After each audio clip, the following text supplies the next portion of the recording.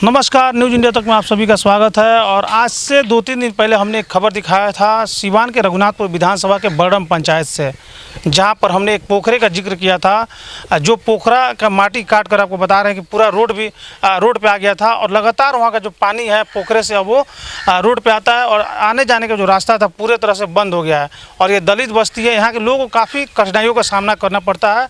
तो वही जानकारी के लिए मैं जो यहाँ के मुखिया हैं, बड़रम के जो मुखिया हैं, उनका आरोप था एक व्यक्ति पर, और वो आरोप का खंडन आज ये लोग करेंगे। इन लोगों का कहना है कि मुखिया जी के द्वारा एक षड्यंत्र रच के उनको बदनाम करने की साजिश की गई। तो डायरेक्ट हम इनसे बात करेंगे। जी चाचा, आप काफ़ी बुजुर्ग हैं, काफ़ी अच्छा से जानकारी होगा इसके बारे में। छोड़ दीजिए, जो पोखरा है उसके बारे में थोड़ा सा बताएं। पोखरा किसका है और किसने इसकी माटी कटवाई?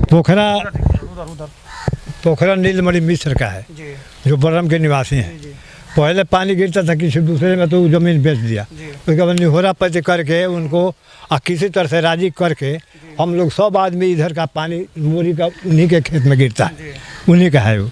हाँ, यही तो बात है। नीलमणि जी का पोखरा है और किसी ने इसका माटी कटवा दिया है। हाँ, पोखरा नहीं है, और गड्ढा एक तरह गड्ढा है पोखरा। अच्छा, और माटी मुखिया जी कुछ दिन पहले कह रहे थे, आरोप लगा रहे थे कि नीलमणि जी के द्वारा कटवाया गया। ये बात अभी बात नीलमणि जी के द्वारा कटवाया गया कि लोग काटे हैं। अब हम लोग देखे तो नहीं है कब कैसा कटता है, घर दूर है। तो ये बात जरूर है कि नीलमणि मिश्र का है। ये पोखरा नहीं, ये गड्ढा वड्ढा लोग माटी ओटी काटे हैं। जमीन है ये। हाँ, जमीन है, माटी ओटी लोग काटे हैं। हाँ, उनके पुत्र भी हमारे साथ मौजूद हैं, जो कि इस बार विधानसभा का चुनाव लड़ रहे हैं। रघुनाथपुर विधानसभा के भावी प्रत्याशी हैं।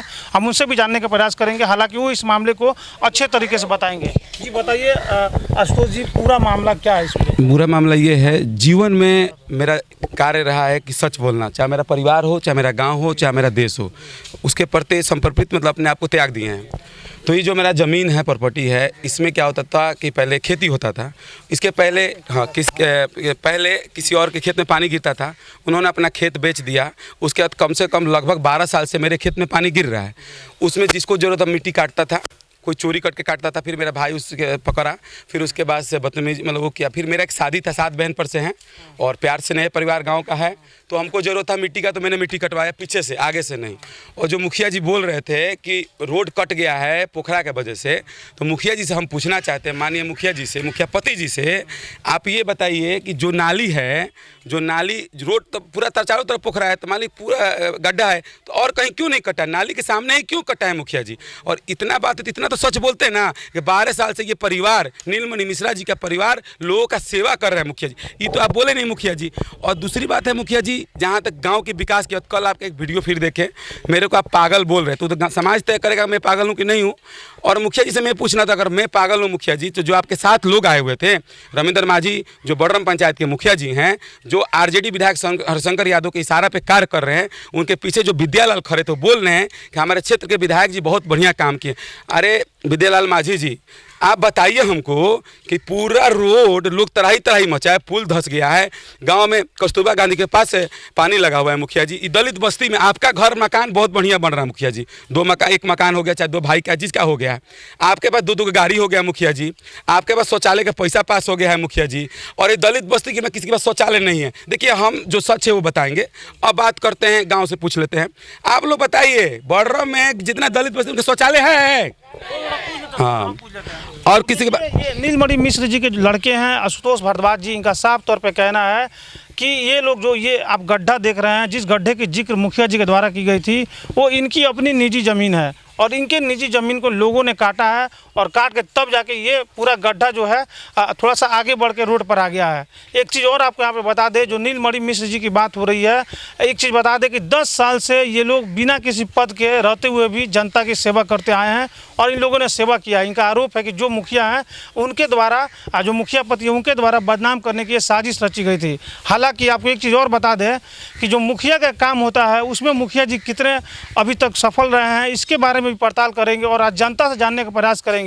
जो भी सरकार की तरफ से सुविधाएं आती है, जैसे नल जल योजना, इसके अलावा इंदिरा आवास, इसको लेके इस क्षेत्र के लोगों की क्या राय है, ये भी जानने का प्रयास करेंगे और खुद लोगों से बात करेंगे कि लोगों का शौचालय बना कि नहीं, नल जल योजना के तहत पानी मिल रहा है कि नहीं मिल रहा है, इंदिरा आवास में जो इंदिरा आवास बनाने की बात की गई मुखिया जी के द्वारा ये काम किया गया कि नहीं, इसकी भी पड़ताल हम करेंगे। कुछ लोगों से हम लोग बात कर लेते हैं।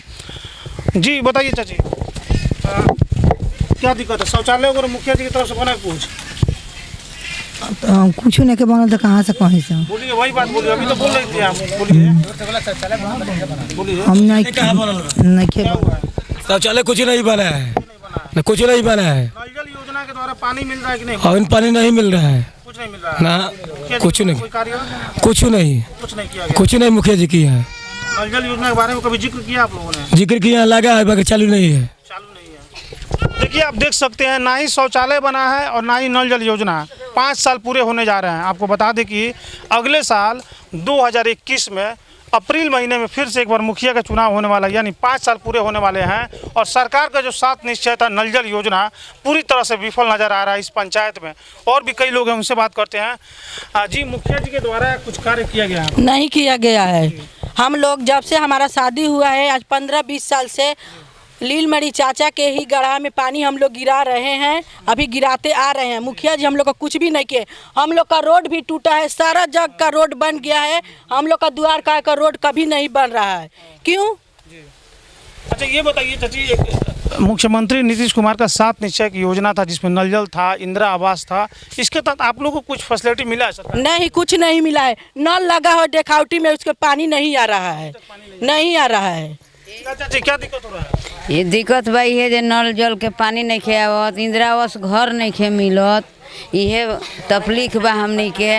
पर पैखाना हाँ, पर पैखाना खाना बनते नहीं कहना क्योंकि घर नहीं दिया। हाँ मुखिया जी से कोई बात की है इसको लेकर? हाँ हाँ क्या कह रहे हैं मुखिया जी? कब आई तो देखल जाई, आई तब हाँ उन्हें से आई तब न दे, हम अपना घर से दी। हाँ पहले अपना घर से दी। हाँ हाँ कह रहे हैं लोग का कि आशुतोष कुमार पागल है, वो पागल है। इतने आदमी खड़े हैं, कौन कहता है कि आशुतोष कुमार पागल है? बताइए तो, कोई भी नहीं कह सकता है कि आशुतोष कुमार पागल है। अब हमको नहीं मालूम है कि मुखिया जी क्यों कह रहे हैं, हमको तो नहीं मालूम, तो घर में रहते हैं हम, घर में से बाहर थोड़ो आते हैं।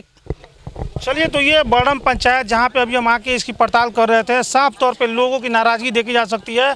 मुखिया के प्रति लोगों की जमकर नाराज़गी है और लोगों का कहना है कि नल जल योजना के द्वारा भी अभी तक कोई कार्य नहीं किया गया है। जो यहाँ पे भावी प्रत्याशी हैं इस विधानसभा से, वो इसी पंचायत के, बड़म पंचायत के निवासी भी हैं। एक निवासी के तौर पे हम आपसे बात करें। देखिए, निवासी की, हाँ जी, पंचायत को विकास के लेके क्या कहेंगे आशुतोष जी? विकास के लिए कहेंगे कि इस गांव का बेटा हूं, सब त्याग करके समाज का सेवा कर रहा हूं।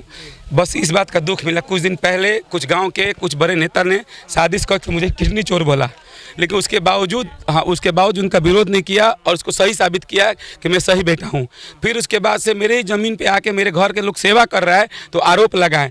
वही मुखिया जी और विद्यालाल, प्रमोद और एक छोटे, क्या नाम है उनका, वो लड़का है, जो भी लोग थे आए थे, उन्हीं के जो चमचा बेलचे वही लोग बताए थे। ना गरीबों के पास नल जल है, ना पानी उसमें चूर रहा है, ना गरीबों का शौचालय है, ना गरीबों के पास इंदिरा आवास आ रहा है, उसमें धांधली है, मनरेगा में धांधली है। जो विद्यालाल गाँव में घूमते हैं वो नल जल का कमीशन बिटोर के मुखिया जी को देते हैं। और प्रमोद जो हैं वो कहते फ़ोन करके दारू का बिजनेस चल रहा था, 2 गाड़ी मुखिया जी लिए घूमते थे, एक गाड़ी थाना में पकड़ा गया, पता कर लीजिए।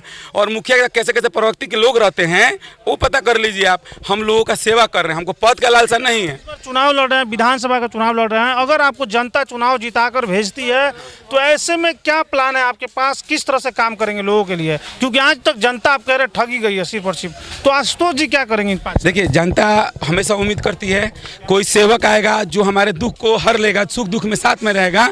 और किसी जनता का दुख नहीं कोई हर रहा है, सब कोई अपने स्वार्थ के लिए, राजनीतिक स्वार्थ के लिए सब कोई लूट रहा है।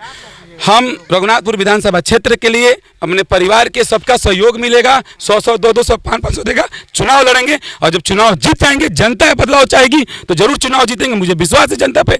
तो पहला कार्य करेंगे, पूरे रघुनाथपुर 37 को पंचायत जो है, पूरे पंचायत में शौचालय का निर्माण करेंगे, 5 महिला के लिए, 5 जेंट्स के लिए। जो हमारे घर की पतो खेत में आगने जाती है उनके लिए निःशुल्क शौचालय का निर्माण कराएंगे, चाहे अपना प्रॉपर्टी अरेंज करना पड़ो, चाहे अपनी ताकत झोंकना पड़े, उसके लिए तैयार है।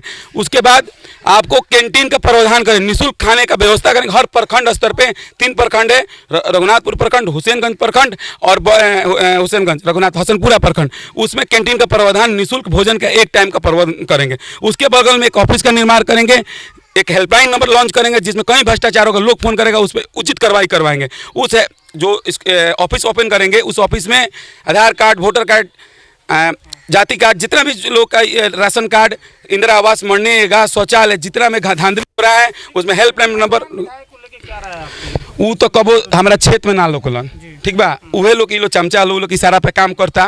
कुछ नेता लोग एनियो के एनियो मिलल बा, हत्या कराए के साजिश करता लोग। एक खातिर कि कहाँ से लड़का आ गइल आ ओकरा के लोग के सेवा काहे करे लगल, साजिश करके हमारे हत्या कराना चाहते। हमारे गांव के पुत्र संत आत्मारा का हत्या करा दिया गया और बाहरी लोग का साजिश करके हत्या करा दिया। उनका बना हुआ रोड है, वो गांव में आए तो गांव में ईटा सोलिंग नहीं था, उन्होंने ईटा सोलिंग का निर्माण किया। वो मुखिया जी पीसीसी नहीं करवा पाए, अपने घर के लिए रोड का निर्माण करवा दिए। यही हमारे रमैया जी हैं और 2-4 परिवार है आज से संतू भैया के पास तरस रहे हैं रोड के लिए। उनके पास रोड का रास्ता नहीं है। गांव में कहीं बोल रहे हैं मुखिया जी पीसीसी नाला कहाँ हुआ है मुखिया जी। हाँ, लेकिन हम झूठ नहीं बोलेंगे, आप पीसीसी का निर्माण किए हैं मुखिया जी, कहाँ किए हैं? तो यही रोड के उधर किए हैं जहाँ किसी का घर नहीं है, 2-4 आदमी का घर निर्माण इधर करना चाहिए था मुखिया जी। तो ये सब लूट मचाए हैं। तो अब बहुत सारी है इस पंचायत। बोल रहे हैं, मेरा एक नारा है, नेता नहीं बेटा चुने तब जाके रघुनाथपुर बदलेगा। दूसरा नारा, वो पहले बहुत लूटा, अब लूटने नहीं देंगे। जब तक मेरे जीवन में मेरे शरीर में प्राण है, इन गरीबों के लिए तत्पर है, जान दे देंगे, लेकिन गरीबों का अधिकार किसी को छीनने नहीं देंगे। चलिए बिल्कुल। तो आज बड़म पंचायत में हम लोग पहुंचे थे जहां पे समस्याएं बहुत सारी हैं, लोग अपने समस्याएं गिनवा रहे हैं। 7 निश्चय योजना के द्वारा नीतीश कुमार ने भी बहुत सारे वादे किए थे कि नल जल योजना होगा, पीसीसी सड़क होगा, हर घर शौचालय होगा। इसके अलावा मनरेगा के थ्रू लोगों की जॉब की बात की गई थी। लेकिन ज़मीनी हकीकत अभी हम आप लोगों से सुना रहे थे। ज़मीनी हकीकत आपने खुद सुना, ज़मीनी हकीकत कुछ नहीं है। विकास के नाम पर जो बड़े बड़े वादे किए गए, सारे वादे ज़मीन पर आके खोखले हो जाते हैं। आशुतोष भारद्वाज जी का साफ तौर पे कहना है कि अगर जनता इस बार इनको चुनाव जिताकर भेजती है तो इनके पास बहुत सारा प्लान है, कुछ ऐसा काम करेंगे जिससे जनता के पास सारा समस्या का हल खुद आ जाए। जैसे वोटर ID कार्ड बनवाना हो, आधार कार्ड बनवाना हो, पैन कार्ड बनवाना हो, इसके लिए जनता को सोचना नहीं पड़े। साथ ही साथ शौचालय का निर्माण करवाना हो तो इन्होंने ये भी कहा कि उसके लिए अपने पर्सनल ज़मीन ही क्यों नहीं देना पड़े, लेकिन काम करेंगे। लेकिन अब आने वाला वक्त ही बताएगा कि लोग कैसे इनको अपना समर्थन देते हैं और जीतने के बाद ये क्या कार्य करते हैं। बहुत बहुत धन्यवाद।